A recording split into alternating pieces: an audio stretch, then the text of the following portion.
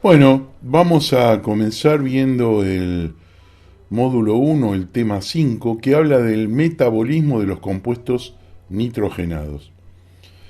En este metabolismo de compuestos nitrogenados se incluye el metabolismo de las bases nitrogenadas, de las proteínas, de los ácidos nucleicos, de las porfirias, entre otros compuestos. Existen tres mecanismos para la eliminación del grupo amino de los aminoácidos. La transaminación es una, la desaminación oxidativa y eliminación de una molécula de agua por una deshidratasa, serina o teonina deshidratasa. Esas son enzimas. Como ven en las imágenes que estamos mostrando, esos son los grupos amino, eso es un aminoácido, a pesar de que no esté el carbono. Tanto las proteínas, ácidos nucleicos y demás, terminan en aminoácidos. Es decir, cuando yo rompo una proteína, ¿se acuerdan de la pared y los ladrillos? Termino en aminoácidos. Las hormonas también tienen que ver. Entonces, evidentemente, ese aminoácido se produce lo que se llama la desaminación. Le sacamos ese grupo amino. Y ese grupo amino termina en urea. Y vamos a ver ahora lo que es el ciclo, digamos, de la urea. Es un proceso por el cual los desechos, el amoníaco, que venimos hablando, ahí tienen la fórmula de la urea, se eliminan del cuerpo. Cuando usted consume proteínas, el cuerpo la descompone en aminoácidos. El amoníaco se produce a partir de aminoácidos sobrantes y se tiene que eliminar del cuerpo, obviamente. El ciclo de la urea es el proceso metabólico en el cual se procesan los derivados proteicos y se genera urea como producto final, si no se utiliza para la síntesis de nuevos aminoácidos u otros productos nitrogenados. Los grupos aminos se canalizan a un único producto final de excreción, que es la urea, y se elimina por riñón. Compuesto químico se transforma en urea, es el principal metabolito del catabolismo de las proteínas y de los aminoácidos, la urea. Ahora pasemos al metabolismo del ácido úrico. También, como ustedes ven acá en la lámina, los alimentos ricos en purina. Normalmente los médicos dicen cuando tienen el úrico elevado, el ácido úrico elevado, no coma embutidos, no coma fiambres, etcétera, etcétera. ¿Esto a qué se debe? Esto se debe a que los embutidos, si bien son proteínas, pero están deshidratadas. Entonces, sobre kilo de peso, digamos, vamos a tener más concentración de proteína en un fiambre que en una carne fresca.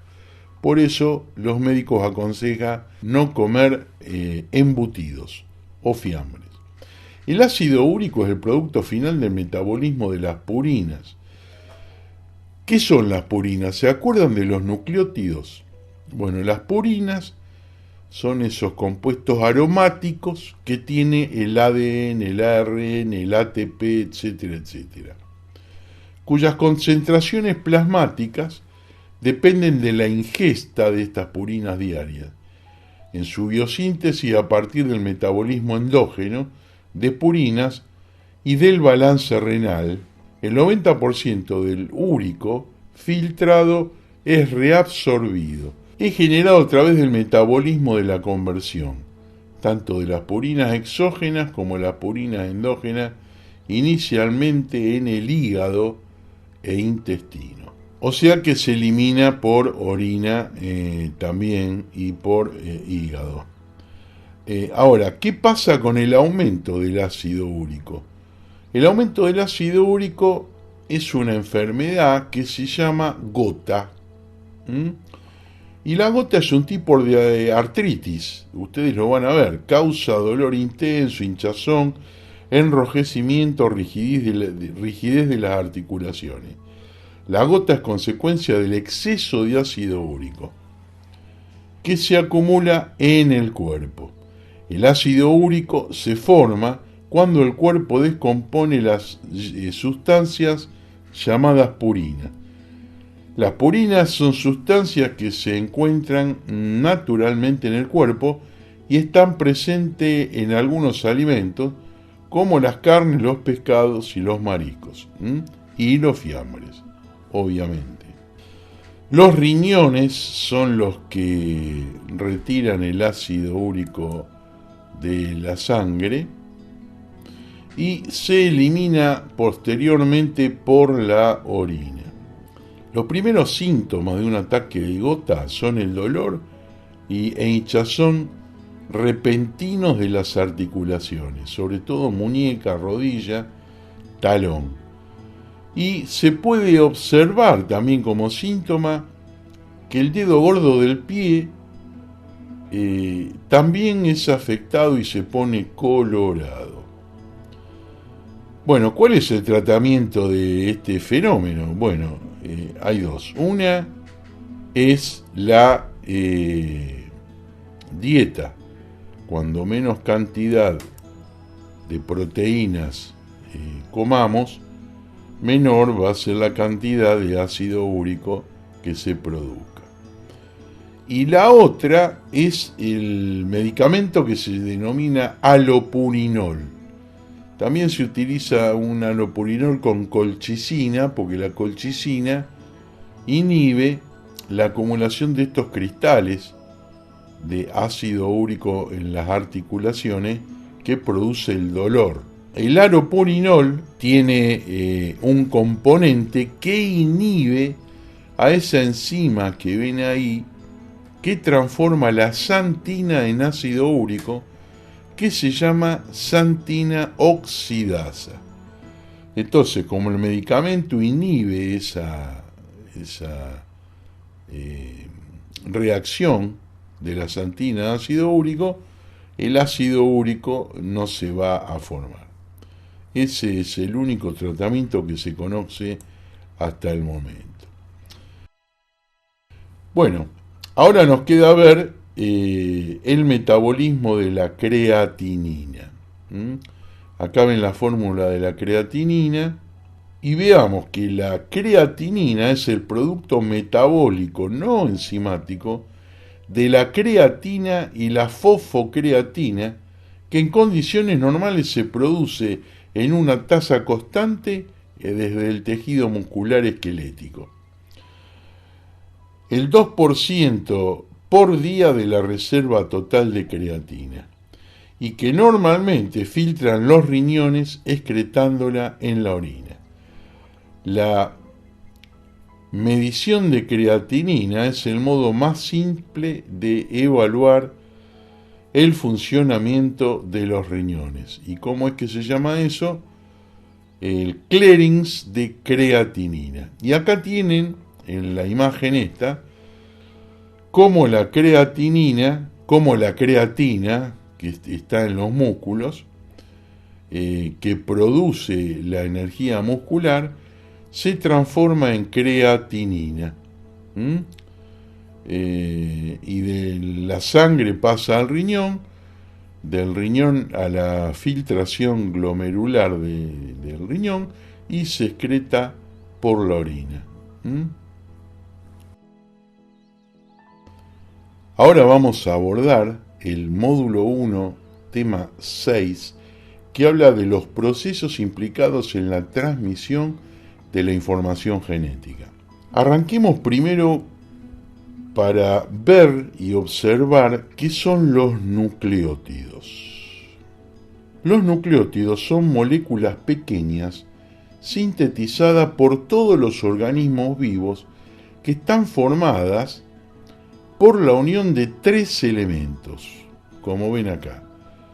Una base púrica o pirimidínica, que es la adenina, timina, citosina, guanina. Un azúcar, pentosa, que normalmente es la ribosa, que si el nucleótido posee ribosa, va a formar parte del ARN. Y si es una deoxirribosa, va a formar parte del ADN. El ADN, que es el ácido deoxirribonucleico. Esa es la característica fundamental. Y además va a tener adherido un grupo fosfato. ¿Cuáles son los nucleótidos? 5, acá tenemos 4, que son la adenina, la timina, la guanina y la citosina. Y en el ARN, en vez de la timina, va a figurar el uracilo. ¿Ven en la imagen cuando se desenrolla la doble hélice helicoidal? Adenina, timina, citosina o guanina. Esas son las 4 bases que componen el ADN. Y esas uniones que ven entre la adenina y la timina y la citosina y la guanina son uniones que se llaman puente de hidrógeno. Son uniones entre los hidrógenos de los compuestos. Ahí lo ven. Ese es un puente de hidrógeno. ¿Ven? La citosina con la guanina y la timina con la adenina. ¿Qué quiere decir? Que la secuencia en que están alineadas, por ejemplo, la cadena de la izquierda, adenina, citosina, guanina, timina, citosina, guanina. Esto va a ser el código que transmite la información genética de todo nuestro organismo. Es decir, un ejemplo, color de ojos. Bueno, el color de ojo va a estar diseñado en esa secuencia de nucleótidos. AC, GG, TT, CG. Por ejemplo, para ojos azules. Y eso es lo que se va a transmitir genéticamente. La secuencia con las cuales están unidas los nucleótidos. ¿Quedó claro? Bueno. Pasemos ahora a lo que son el ácido nucleico. El ácido nucleico son grandes polímeros formados por la repetición de monómeros, llamados los nucleótidos, esos que ven en la imagen, un nucleótido, varios nucleótidos, formando, como dice acá la imagen, unidos mediante enlace fosfodiéster, es decir, que la guanina, la citosina y la adenina se van a unir con otro nucleótido a través de un grupo fosfato. Y se forman largas cadenas. Algunas moléculas o ácidos nucleicos llegan a alcanzar tamaños gigantescos, de millones de nucleótidos encadenados. Y existen 2 tipos, como les dije: el ADN, ácido deoxirribonucleico, y el ARN, que es el ácido ribonucleico. De la misma forma que los glúcidos, los lípidos y las proteínas. Por ello, todos los seres vivos lo poseen. Y vuelve a decir que los ácidos nucleicos son los que contienen toda la información que va a dirigir y controlar la síntesis de proteínas de un organismo. Los ácidos nucleicos proporcionan la información que determina la especificidad y características biológicas de las proteínas. Ahora vamos a ver qué es un gen, como ven ahí en la imagen. Y un gen es una unidad de información de un locus de ácido desoxirribonucleico que codifica un producto genético, ya sea una proteína o ARN. Es decir, que toda esa porción que ven ahí que se llama gen va a codificar, ¿sí?, solo para una proteína. Por ejemplo, que tiene que ver con el color azul de los ojos. Ese gen que se llama locus viene de posición, es el que va a dar origen a los ojos azules en el fenotipo que ya vamos a ver qué es. Los genes se encuentran en los cromosomas, ya vamos a ver lo que es un cromosoma, ahí lo ven. Y cada uno ocupa en ellos una posición determinada que se llama locus. Cada locu va a informar sobre determinadas características del individuo a través de una proteína que contiene la información necesaria para la síntesis de una macromolécula. Y ahora vemos lo que es un cromosoma, como ven ahí. Estos genes o este ácido nucleico, pero de cadenas larguísimas, se mezclan con esa proteína que se llama histona, que sería un ovillo donde se va arrollando el hilito del ADN. Esas histonas van acumulándose, van concentrándose, hasta formar eso que ven ahí que es el cromosoma. Es decir, nosotros tenemos 23 pares de cromosomas, el ser humano. Se denomina cromosoma del griego croma, color, soma, cuerpo o elemento, a cada una de las estructuras altamente organizadas formadas por ADN, proteína, que contiene la mayor parte de la información genética de un ser vivo. Ahí tienen las partes de un cromosoma, ¿no? Telómero del brazo corto, centrómero. El centrómero es importante porque en la división celular, que ahora próximamente vamos a ver, los cromosomas se unen al uso acromático a través del centrómero. Brazo largo, constricción secundaria, satélite, etc. Eso es un cromosoma. ¿Lo ven? Podría llegar a ser una fotografía. Hay dos tipos de división celular, las más importantes que vamos a hablar en este caso, que estamos transfiriendo información genética, dos tipos de reproducción celular.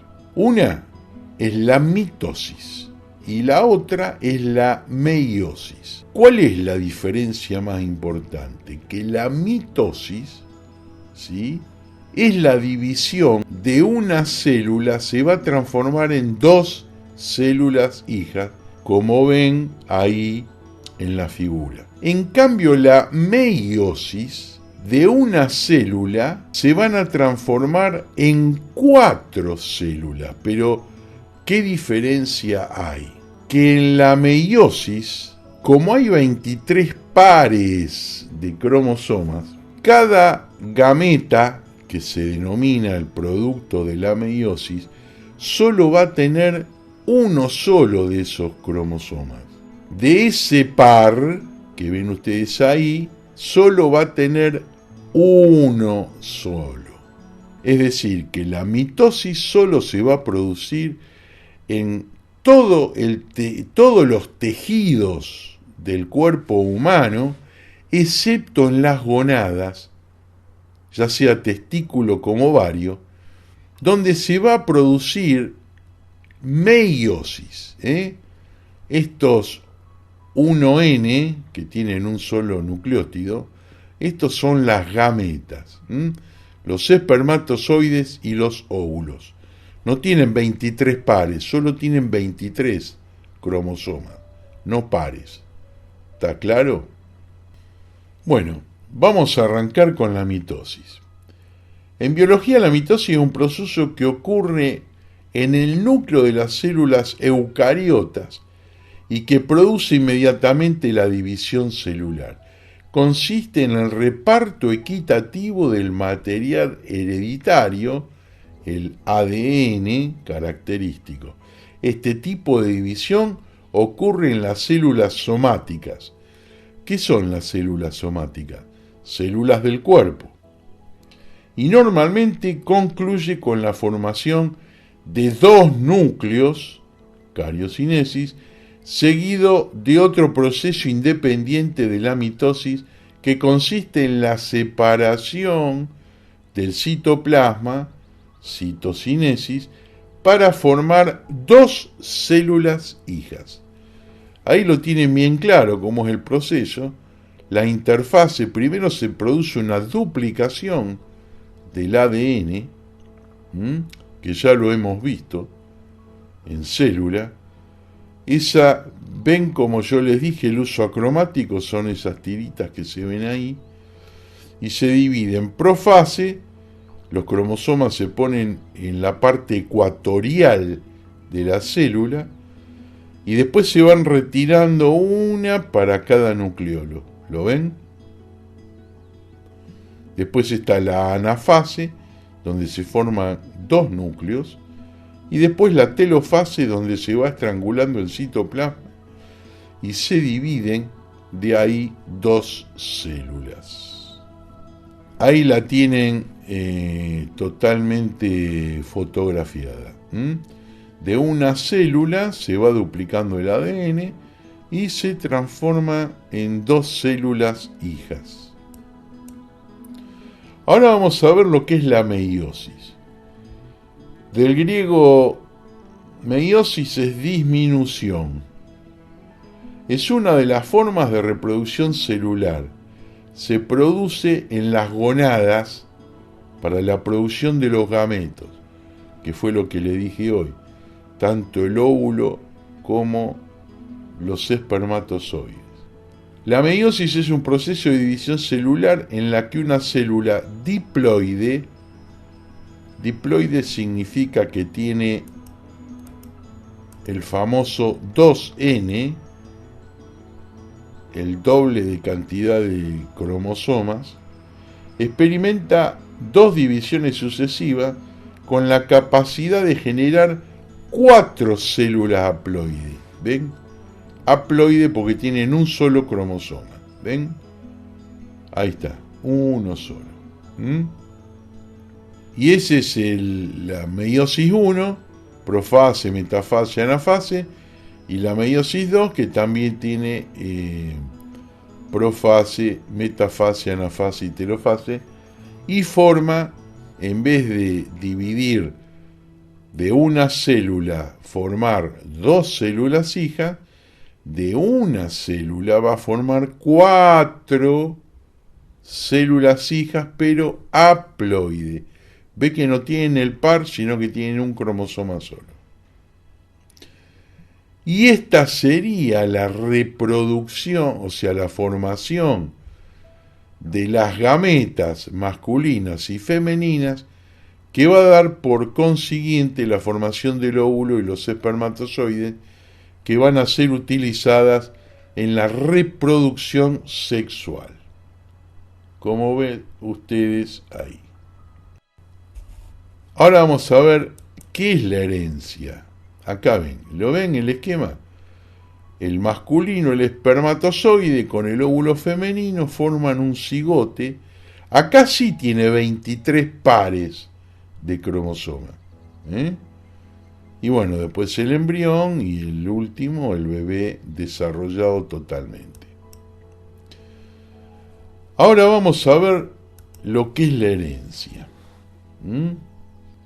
La herencia genética es el proceso por el cual las características de los progenitores se transmiten a sus descendientes, ya sean características fisiológicas, morfológicas o bioquímicas de los seres vivos bajo diferentes medioambientes. Es decir, ¿qué me está diciendo acá? Acá me está diciendo que no solamente se va a transmitir el gen, como lo ven acá en los alelos, sino que el gen en un determinado medio ambiente va a generar otra característica más. Por ejemplo, si ese medio ambiente es óptimo para el desarrollo de ese organismo determinado, aquellos organismos que no se adapten a ese tipo de medio ambiente van a sucumbir, es decir, van a morir. O sea que hay una interrelación de la transmisión genética y el medio ambiente. Entonces la herencia es un proceso por el cual los genotipos, eso que ven ahí, el genotipo, ¿qué sería el genotipo? Es la secuencia de nucleótidos que tiene un determinado gen. En este caso de la figura, el alelo B, y está con mayúscula, hay dos alelos, un B mayúscula y un B minúscula. Cuando un organismo determinado tiene los dos cromosomas con los dos alelos B mayúscula, eso se dice que es un homocigota. ¿Y qué significa B mayúscula y B minúscula? B mayúscula es que es dominante. Siempre sobre las dos informaciones va a haber una dominación de uno de los genes y el B minúscula es el gen recesivo. Ahora bien, el homocigota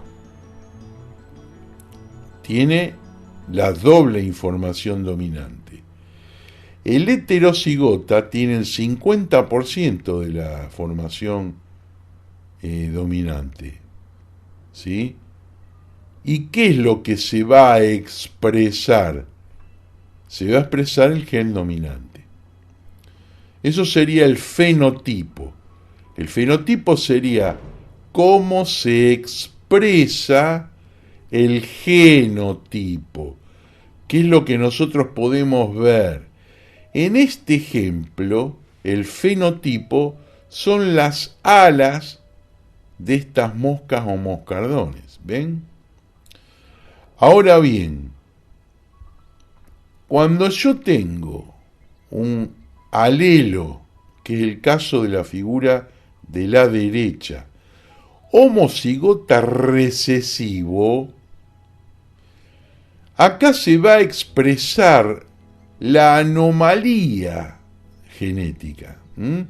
Ven que tiene las alas arrugadas. ¿Ven? Eso sería el fenotipo. ¿Qué le vemos a la mosca? Que las alas están arrugadas. Eso significa que es un homocigota recesivo. ¿Sí? Ahí lo ven claramente. Vamos a repetir lo que es el genotipo. Se refiere a la información genética que posee un organismo en particular, en forma del ADN. Conclusión. Vamos a ver las conclusiones. En conclusión, el fenotipo es cualquier característica detectable de un organismo, estructural, bioquímico, fisiológico o conductual, determinado por una interacción entre su genotipo y su medio. El conjunto de la variabilidad fenotípica recibe el nombre de polifasia o polifenismo. Y por esto damos concluido el módulo 1. Gracias.